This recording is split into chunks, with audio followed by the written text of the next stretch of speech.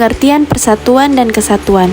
Persatuan dapat diartikan sebagai kumpulan dari berbagai komponen yang membentuk menjadi satu, dan kesatuan merupakan hasil dari perkumpulan tersebut yang telah menjadi satu dan utuh, sehingga kesatuan erat hubungannya dengan keutuhan.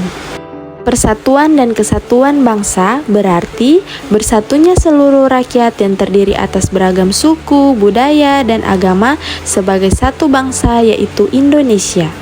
Semboyan Bhinneka Tunggal Ika memiliki makna walaupun berbeda-beda tetap satu jua. Semboyan Bhinneka Tunggal Ika juga memiliki peran dalam menjaga persatuan dan kesatuan.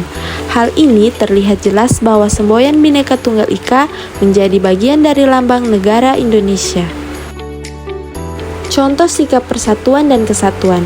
Yang pertama, sikap persatuan dan kesatuan di lingkungan keluarga, yaitu saling mencintai dan menghormati, gotong royong, menolong anggota keluarga yang sedang ada masalah, saling menghargai, dan hidup rukun dengan keluarga di rumah.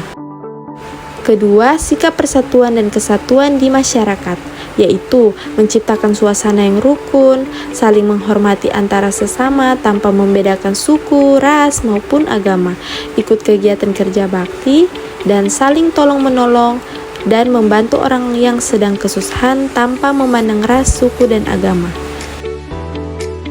Dan yang ketiga, sikap persatuan dan kesatuan di lingkungan sekolah, yaitu menaati peraturan dan tata tertib di sekolah.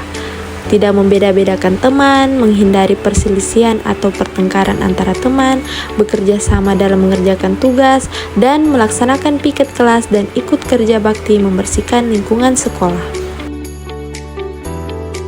Nah, tadi kalian sudah mempelajari tentang sikap kesatuan dan persatuan.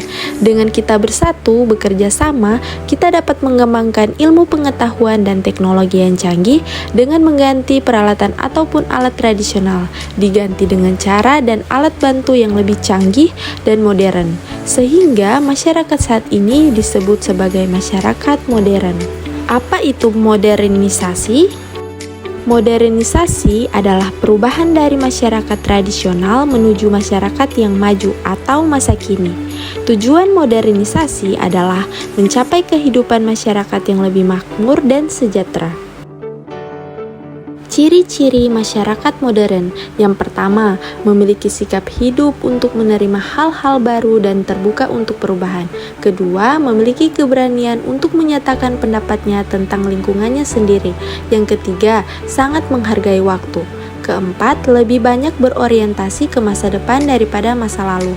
Kelima, memandang perlu adanya perencanaan dan perhitungan yang matang.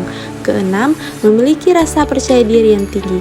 Dan yang terakhir, ketergantungan terhadap teknologi yang sangat tinggi. Contoh modernisasi antara lain, yaitu masyarakat tradisional dan masyarakat modern. Perubahan ilmu pengetahuan dan teknologi di bidang transportasi. Delman dan sepeda adalah alat transportasi tradisional, dan mobil dan motor adalah alat transportasi masa kini atau modern, sehingga dapat menghemat waktu dalam perjalanan, menghemat tenaga, dan memberikan kenyamanan dan keamanan dalam perjalanan. Bidang pertanian. Pada zaman dahulu masih menggunakan hewan untuk membajak sawah. Pada zaman sekarang sudah menggunakan alat traktor untuk membajak sawah, sehingga petani akan lebih mudah dan cepat mengolah lahan. Bidang pendidikan. Pada zaman dahulu, masyarakat memperoleh ilmu pengetahuan hanya dari sekolah dan buku. Seiring kemajuan ilmu pengetahuan teknologi, masyarakat memperoleh informasi lebih lengkap, bisa didapatkan dari mana saja, yaitu melalui internet. Bidang ekonomi. Pada zaman dahulu masih menggunakan tenaga manusia untuk bekerja di suatu pabrik.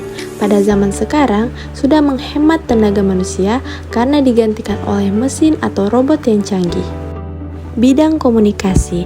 Pada zaman dahulu masih menggunakan surat dalam melakukan pertukaran informasi dan berkomunikasi, sehingga memerlukan waktu untuk mengetahui kabar seseorang. Sedangkan pada zaman sekarang, komunikasi kini tidak dibatasi ruang dan waktu. Seluruh penghuni dunia dapat berkomunikasi dan berkirim informasi melalui handphone. Nah, tadi kalian sudah mempelajari kehidupan masyarakat modern yang tidak terlepas dari perkembangan ilmu pengetahuan dan teknologi. Sekarang, amatilah contoh teks fiksi yang berkaitan dengan teknologi sebagai berikut. Sebelum kita mengamati contoh teks fiksi, kita harus mengetahui terlebih dahulu tentang pengertian teks fiksi. Pengertian teks fiksi. Teks fiksi adalah teks yang berisi rekaan atau hayalan yang tidak berdasarkan kenyataan. Jenis-jenis teks fiksi yaitu dongeng, cerita pendek, cerita rakyat, dan juga novel. Unsur-unsur cerita fiksi. Yang pertama ada tema, tokoh, alur cerita, konflik, klimaks, setting, penokohan, perspektif, dan karakteristik.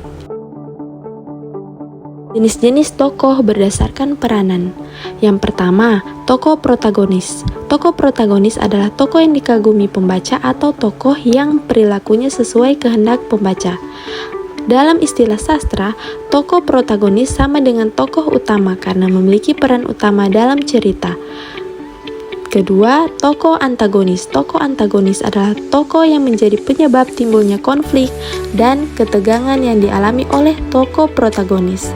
Yang ketiga, tokoh tritagonis. Tokoh tritagonis merupakan karakter ketiga yang berperan menjadi penengah. Berikut adalah cerita fiksi dengan judul Sepeda Ontel Warisan Kakek.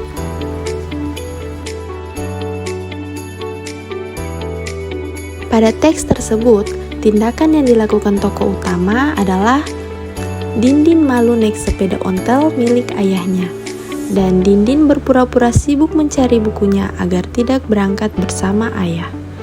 Sifat dari tokoh utama yaitu pemalu dan baik hati.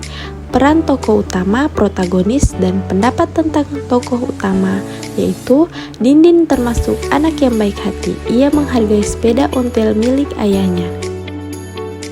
Sekian dan terima kasih.